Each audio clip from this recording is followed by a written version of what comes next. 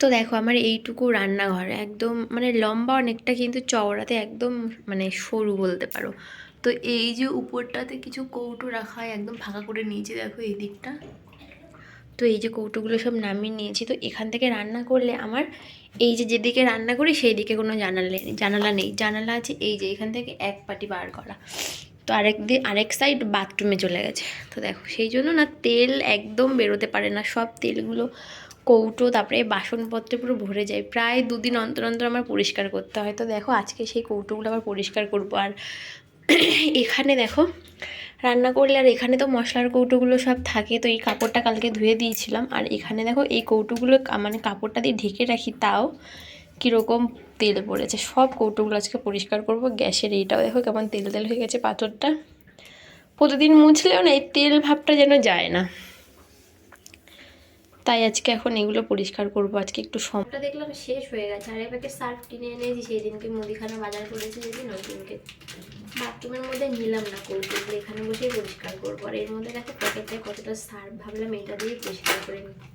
সমস্ত সব মশলা এর মধ্যে রয়ে গেছে, মানে রাখি আর কি, বাড়ি থেকে যা সমস্ত নিয়ে এসেছি সব।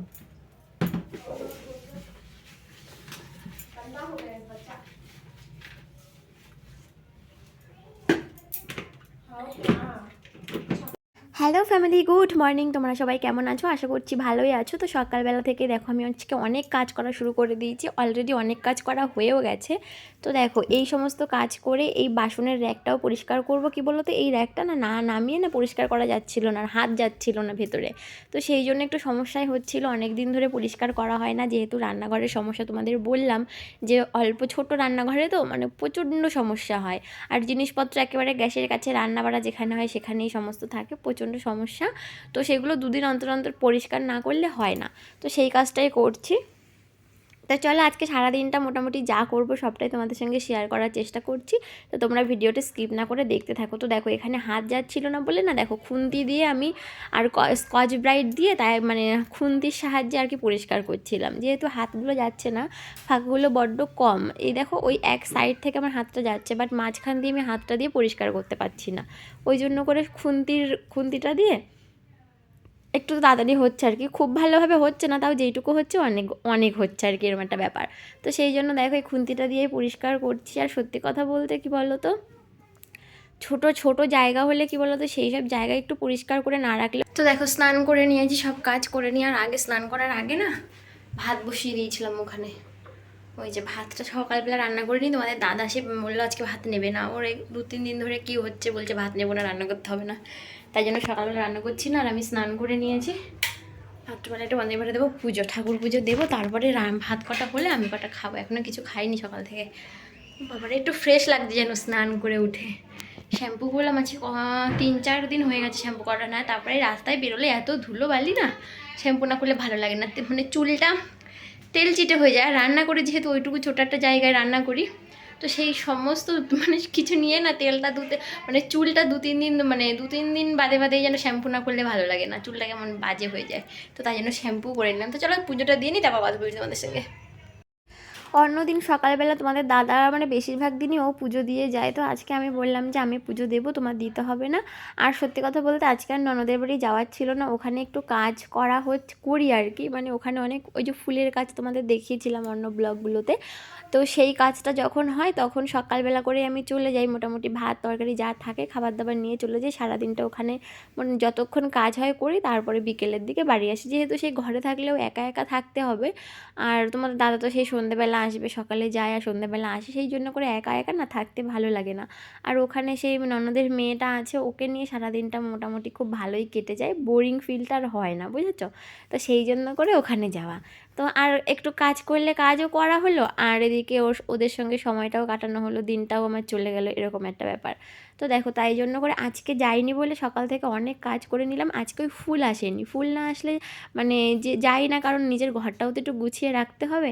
আর ফুল আসলে তো বেশিরভাগ দিনগুলো ওদের ওখানেই থাকা হয়, তো সেই জন্য করে দেখো একটু নিজের ঘরটাও গুছিয়ে নিলাম। আজকে অনেক কাজ করে নিলাম, একটু শ্যাম্পু করলাম, মানে অনেক দিন হয়ে গেল শ্যাম্পু করা হচ্ছে না।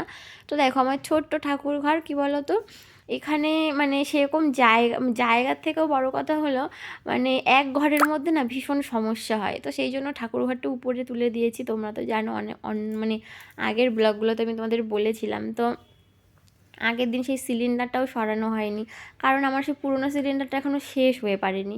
তো আগে থেকে একটা গ্যাস নেওয়া হয়ে গেছে। আজকে শ্যাম্পু করেছি, অনেক দিন পরে বললাম। তো মানে আর কি বলো তো, সত্যি কথা বলতে এখানে এত মানে ঠান্ডা জল সেই ট্যাঙ্কিতে থাকে, আর তারপরে এখানের ওয়েদারটা না আমাদের কলকাতার মতো অত গরম না। মানে স্নান করলে ঠান্ডা লাগবে বা ফ্যান চালালে ঠান্ডা লাগবে, এরকম একটা ব্যাপার। ফ্যান না চালালেও কোনো অসুবিধে হয় না, আমি তো সারাদিন ফ্যান না চালিয়েই থাকি। তোমাদের দাদা যখন আসে তখন ফ্যানটাও চালাই, কিন্তু তাছাড়া আমি সারাদিন ফ্যান চালাই না। তো দেখো আমার চুলটা কত বড় হয়ে গেছে না, অনেক দিন চুলটা কাটা হয় না। বাড়িতে থাকলে এতদিনে একটু একটু করে কাটা হয়ে যেত দু একবার, কিন্তু এখানে একবার এখনও চুল কাটিনি, আর বাড়ি থেকে আসার আগে থেকেই চুল কাটা হচ্ছে না, তাই জন্য চুলটা অনেকটাই বড় হয়ে গেছে। আর সত্যি কথা বলতে কি বলো তো, আমার চুলটা যেহেতু স্ট্রেট হেয়ার, তো মানে একটুখানি বাড়লেই মনে হয় কি অনেকটা বেড়ে গেছে। আর স্নানের পরে যে কাজটা না করলেই নয়, নিজেরও ভালো লাগে না, সিঁদুর পরা, মানে সিঁদুরটা নিতেই হয়, না নিলে নিজের মুখটা নিজেরই যেন আর ভালো লাগে না। সেই চেনা মুখটা যেন অচেনা হয়ে যায়, কেমন একটা মানে ভালোই লাগে না। তো সেই জন্য করে স্নান করে এসে আগে সিঁদুরটা নিতে হয়, তারপরে বাকি কাজ। তো এখন এই চুলটা একটু ফ্যানের নিচে, ফ্যান ঠিক না, ফ্যান চালাতে হবে না, এমনি এমনি শুকিয়ে যাবে। আর কি বলো তো, সত্যি কথা বলতে স্নানের পরে না আমার রীতিমতো ঠান্ডাই লাগে। আমি বাইরে রোদ আসলে রোদে গিয়ে একটু দাঁড়াই, তোমরাও শুনলে হয়তো হাসবে যে কি বলে।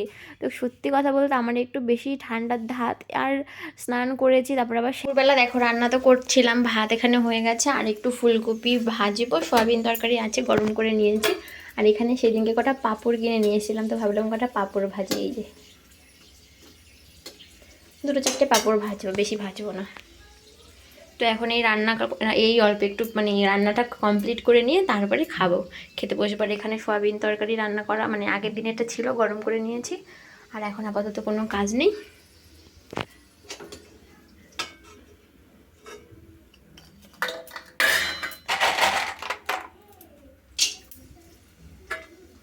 তেলটা এখনো গরম হয়ে পারেনি মনে হয়।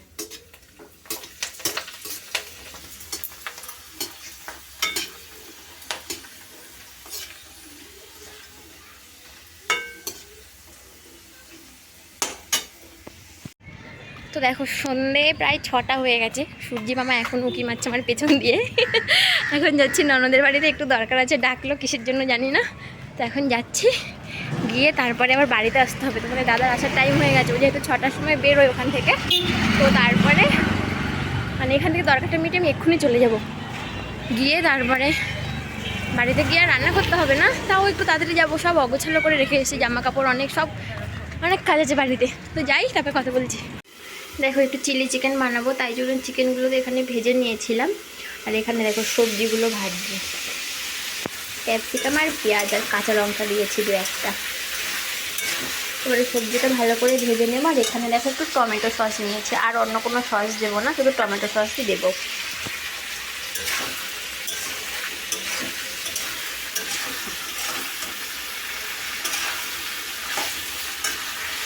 তো দেখো এখানে আমি ঝোল বসিয়ে দিয়েছি, ক্যাপসিকামটা ভালো করে ভেজে, ক্যাপসিকাম আর পেঁয়াজ একটুখানি মানে অ্যারারুট দিয়ে দিয়েছি এই যে এখানে, তাই জন্য ঝোলটা দেখো কি সুন্দর গাঢ় হয়েছে। এরপরে এটা একটু ফুটে উঠলে আমি চিকেনগুলো দিয়ে দেবো। তো আজকের ব্লগটা তোমাদের কেমন লাগলো জানিও, ভালো লাগলে একটা লাইক কমেন্ট শেয়ার করে দিও। চিলি চিকেনটা দেখতে কিন্তু দারুণ হয়েছে। তো চলো আজকের ব্লগটা এখানেই শেষ করলাম, সবাই খুব ভালো থেকো।